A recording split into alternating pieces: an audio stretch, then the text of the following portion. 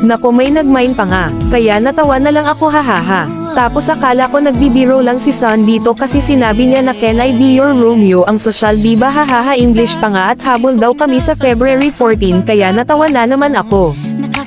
Tapos dito mukhang seryoso talaga si Son kasi kung pwede niya ba do ako ma-add sa FB. Sa kagustuhan ko manalo na sabi ko dito na pag MVP siya ibibigay ko FB ko.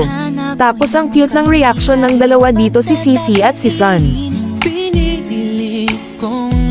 Tapos LT dito si Son kasi tignan nyo ba naman yung chat, natawa tuloy si Sicilion.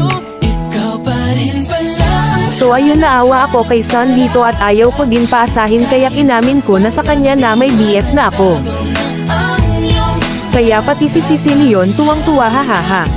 Ba't hindi ko daw kaagad sinabi, chat naman ni Son. Kaya kaagad ako nag-sorry sa kanya.